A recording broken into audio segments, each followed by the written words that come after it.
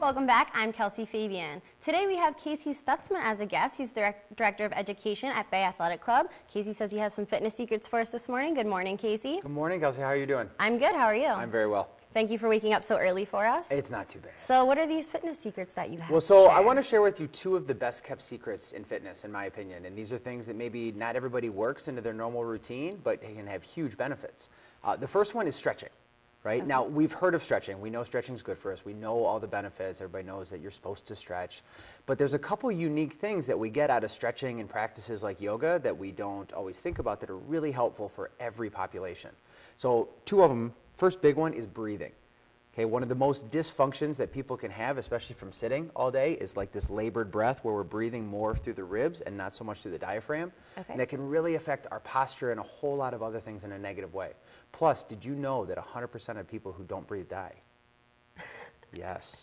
So it's very important to breathe. I might have heard that. It is. It's a little known fact. I don't know if you knew that. What you were saying, how it can cause problems if you aren't taking time to breathe properly? properly? So if we're not breathing properly through the diaphragm, it can actually have really bad effects on overall posture, and it can affect other muscles negatively just because the diaphragm's not working the way it should, because it's kind of a key component to that center of the body.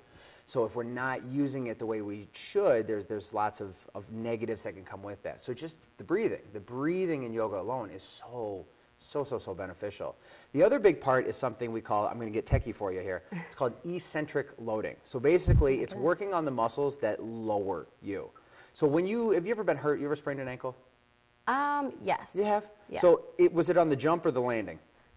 You know, I don't remember. You don't remember? I know it was when I was younger. Okay, fair enough. I've had multiple injuries, but that one I know is when I was little. So usually when people get hurt, it's on the landing, right? It's not on the jump, or it's on the stepping off the curve, and that's when we're like slowing ourselves down. It's called decelerating, and you're absorbing the force created by gravity, and that's something that a lot of us don't do well. The better we can decelerate or slow our body down in space, the less chance we have for getting injured. And one of the huge benefits of something like yoga is working on eccentric loading, working on those muscles that slow us down in long stretch position and teaching them how to do that appropriately and in a very slow pace so that when it happens fast, they're ready for it. So it's a huge part of injury prevention and just overall movement health. Now, if someone wanted to add yoga into their weekly routine, how often would you suggest that they do it? There's, even if they just spent like 2 to 3 minutes just with a couple basic poses at the end of their workout, or took a class once a week, maybe twice a week, it's really an easy thing to add in without having to add way too much time to your workout. I know for me personally,